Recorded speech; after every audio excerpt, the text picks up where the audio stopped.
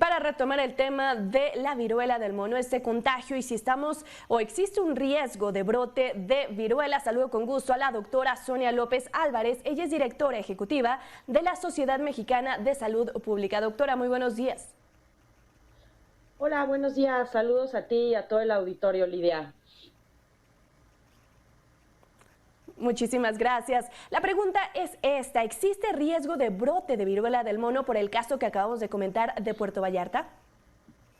Pues así como tal un riesgo no, pero sí hay que estar vigilando, como decía la doctora, sí la gente que estuvo en esa zona, en esas fiestas donde estuvo el paciente, empiezan con síntomas, empiezan con estas vesículas, con la fiebre, con la erupción cutánea, ¿no? Como con estas ronchas, con la inflamación de los ganglios. Eso es lo importante a vigilar ahora.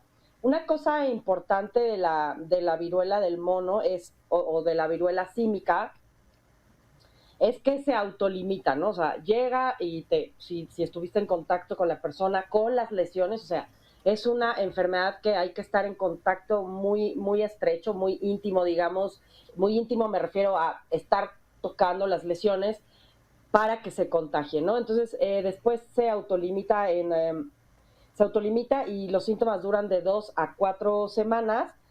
Puede haber casos graves, ¿no? Pero en general suelen ser casos leves y, y les digo, desaparece y se autolimita. Ahora, tanto como un brote, pues tiene que haber, les digo, este contacto muy estrecho con las lesiones, haber estado pues abrazados, haber tocado las lesiones, haber estado, por ejemplo, pues con contacto en plan besos, ¿no? O sea, ese tipo de lesiones, ¿no? O sea, con contacto con los líquidos corporales y es como se puede contagiar. Es mucho menos contagiosa que la viruela que conocíamos y que ya no conocemos, gracias, hace mucho tiempo, ¿no? Entonces,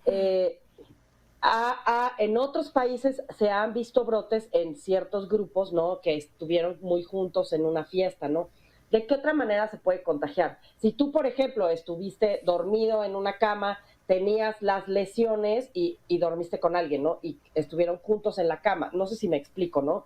Es ese contacto muy estrecho en el que se, en el que se puede ver este contagio, ¿no? La Dirección General de Epidemiología ya también dio una alerta, un aviso epidemiológico, ¿no? Desde mayo, donde ya se dio, el diagnóstico se da a través de PCR, ¿no? O sea, quien tenga una sospecha, pero bueno, tiene que haber estado uno en contacto con alguien que haya venido de los países donde está confirmado este brote, ¿no? O sea, en los países en Alemania, Australia, Bélgica, Canadá, en casos en Estados Unidos, España, Francia, Italia, Países Bajos, Portugal, Reino Unido, Suecia, y además, pues con este caso, ¿no? Que tuvimos en nuestro país y que pues desgraciadamente salió ya del país, y que empiecen con esta fiebre, ¿no? Con este exantema que se llama, pero bueno, que son estas pues ronchas que después se llenan de líquido y luego pasan a costra, ¿no? Y la diferencia, por ejemplo, que podían pensar que es una varicela es que se inflaman mucho los ganglios, ¿no? Les digo que el diagnóstico se hace con una PCR y, bueno, pues no tenemos una vacuna ni un tratamiento, pues un tratamiento específico, ¿no? Entonces, cualquier persona que haya estado en contacto con un caso sospechoso o con esta persona que vino de estos, o sea, de este país o esta persona que estuvo en Jalisco y que empiece con dolor de cabeza, con una fiebre arriba de 38.5, que tenga los ganglios inflamados, ¿no? Debería acercarse a las autoridades. ¿Se implementaron, tú qué opinas? ¿Se implementaron bien estos filtros sanitarios por parte de las autoridades? Pues sí, pero pues como vimos que la persona esta pues ya salió del país, ¿no? Porque pues de todas maneras tú no puedes obligar a alguien a que se quede en el país ni puedes retener a nadie, ni lo puedes encerrar, ni nada. Y además era un ciudadano extranjero, ¿no? Entonces, bueno,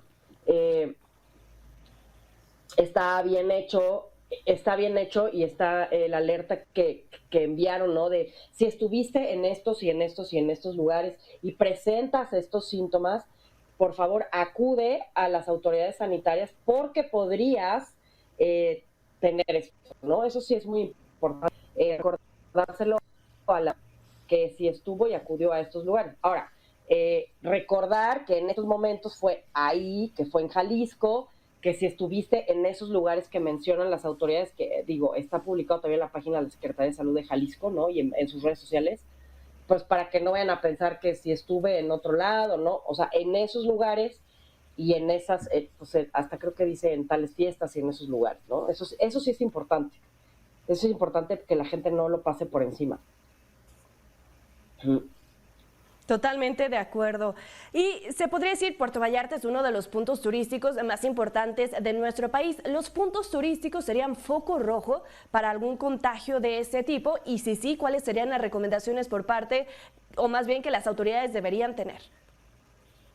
Pues es que no puedes, sí, cualquier punto turístico es importante y de hecho el lugar donde hay un aeropuerto, pues puede haber el riesgo porque acuérdense que una enfermedad en 36 horas está de un lugar.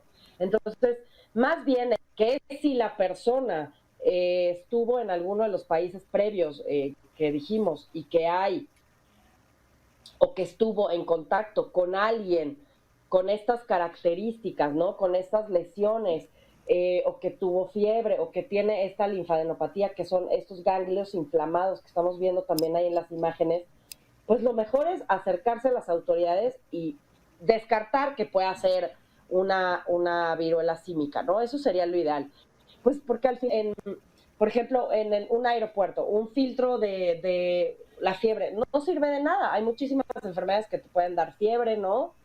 Y que no tiene un poco que ver con que sea la vía o una otra cosa. Pues eso no nos va a ayudar, ¿no? A distinguirlo. Es un poco que sí la gente empieza a ver que aparecen lejos donde sí hay un brote, ¿no? Muchísimas gracias, sí.